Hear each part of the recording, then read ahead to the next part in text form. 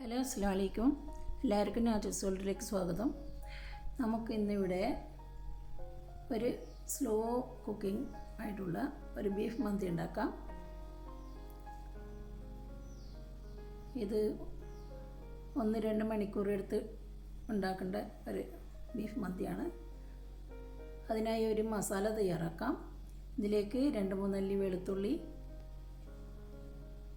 ഒരു സവാള കട്ട് ചെയ്തത്,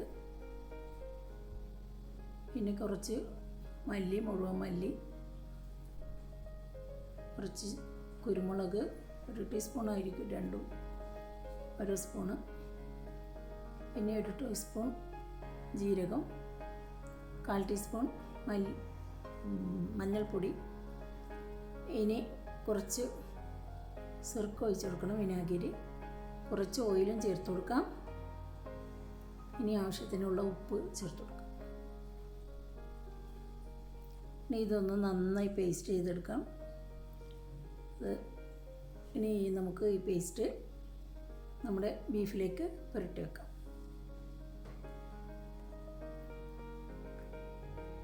നന്നായി എല്ലായിടത്തും എത്തണം.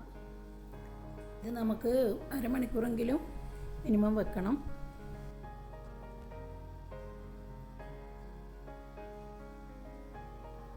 ഇതൊക്കെ നന്നായി പുരട്ടി വെക്കാം. ഇത് ഞാൻ ഓവർനൈറ്റാണ് പുരട്ടി വെക്കുന്നത്. ഇത് ഫ്രിഡ്ജിൽ നന്നായി മാരിനേറ്റ് ആവട്ടെ. നമുക്ക് ഇനി എങ്ങനെയാണ് ഉണ്ടാക്കുന്നതെന്ന് നോക്കാം. ഇതിനായി ഒരു കുക്കറിലേക്ക് ഞാൻ ഒരു വട്ട് വെച്ചിട്ട് അതിലേക്ക് ബേ ലീഫ്, ഗ്രാമ്പ്, കറുവപ്പട്ട ഇതൊക്കെ ചേർത്ത് കൊടുത്തിട്ടുണ്ട്. ഇനി നമുക്ക് ഈ ബീഫ് ഓരോ ഫോയിലിൽ നമുക്ക് കവർ ചെയ്ത് കൊടുക്കാം.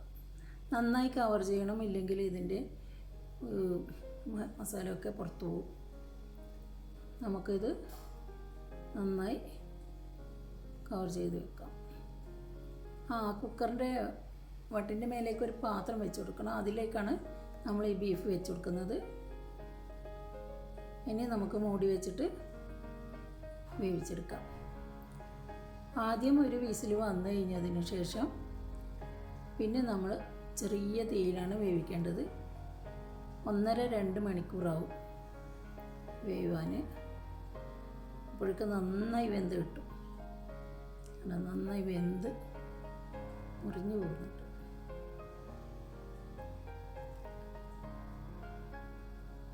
നല്ല ചൂടുണ്ട്, അതാണ് ഞാൻ സ്പൂണോട് കാണിച്ചു തരുന്നത്. ഇനി നമുക്ക് ചോറുണ്ടാക്കാം. അതിനായി ഓയിൽ ഒഴിച്ച് കൊടുക്കാം. ഇതിലേക്ക് കറുവപ്പട്ട, ബേ ലീഫ് എല്ലാം ചേർത്ത് കൊടുക്കാം. കുരുമുളക്, ഒരു 2 അല്ലി കുരുമുളക്, കുറച്ച് കറുവപ്പട്ട, ഗ്രാമ്പു, കുരുമുളക്, മല്ലി ചേർത്ത് കൊടുക്കാം. ഇനി കുറച്ച് വെളുത്തുള്ളി അല്ലി ചതച്ചത് ചേർത്ത് കൊടുക്കാം. ചെറുതായി അരിഞ്ഞ ഒരു സവാള അതും ചേർത്ത് കൊടുക്കാം. അതൊന്ന് മൂത്ത് വരട്ടെ. ഇനി നമുക്കൊരു തക്കാളി, ഒരു മുറി ക്യാപ്സിക്കം ഇതൊക്കെ ചേർത്ത് കൊടുക്കാം. കറുത്ത നാരങ്ങയും ചേർത്ത് കൊടുക്കാം. 2 നാരങ്ങ ചേർത്ത് കൊടുത്തിട്ടുണ്ട്.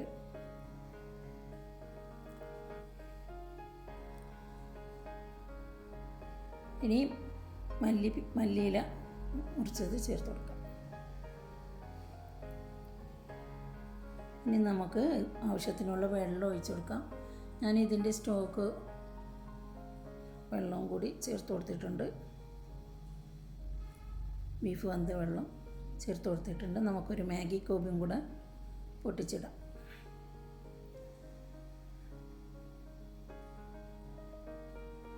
നന്നായി തിളക്കുന്നുണ്ട്. ഇനി നമുക്ക് കഴുകി വാടി വെച്ച അരി ചേർത്ത് കൊടുക്കാം. അരി ഞാൻ 1 മണിക്കൂറോളം കഴുകി വെള്ളത്തിലിട്ട് വെച്ചിട്ടുണ്ടായിരുന്നു. അതിന് ശേഷമാണ് ഡ്രൈ ആക്കി എടുത്തത്. ഇനി നമുക്ക് തിളപ്പിച്ചെടുക്കാം.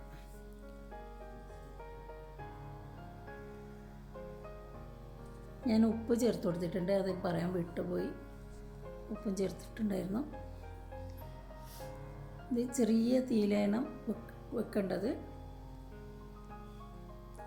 അപ്പുറത്തെ അടുപ്പിൽ തീ കത്തുന്ന കണ്ടിട്ട് ആരും പേടിക്കേണ്ട. അത് ഞാൻ ചാർക്കോൾ കത്തിക്കാൻ വെച്ചതാണ്. ഇനി നമുക്ക് ഇതിലേക്ക് ഒരു 4 പച്ചമുളക് കുത്തി കൊടുക്കാം. ഇനി ഇതിലേക്ക് നമുക്ക് വെന്ത് വന്ന ബീഫ് നമുക്ക് സൈഡിലോട്ടായിട്ട് എല്ലാം ചേർത്ത് കൊടുക്കാം.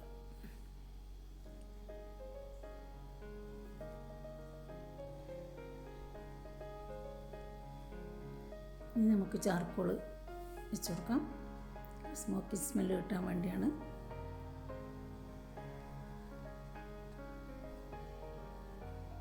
ആ മൂടിൻ്റെ ഹോൾസൊക്കെ അടച്ചു കൊടുക്കണം. ഒരു 5 മിനിറ്റ് ഇവിടെ കിടക്കട്ടെ. ഇപ്പോൾ എല്ലാം റെഡി ആയിട്ടുണ്ട്. ഇനി നമുക്ക് ഈ ബീഫ് ഇങ്ങോട്ട് മാറ്റിയെടുക്കാം.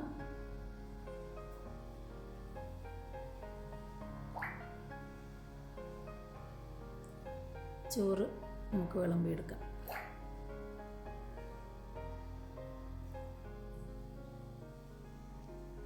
ഇപ്പം നല്ലൊരു കിടിലം ബീഫ് മന്തിയാണ്. എല്ലാവരും തയ്യാറാക്കി നോക്കാം. ഇൻഷാ അല്ലാഹ് അടുത്തൊരു വീഡിയോയുമായി വരുന്നത് വരെ താങ്ക് യു ഫോർ വാച്ചിങ്. അസ്സലാമു അലൈക്കും.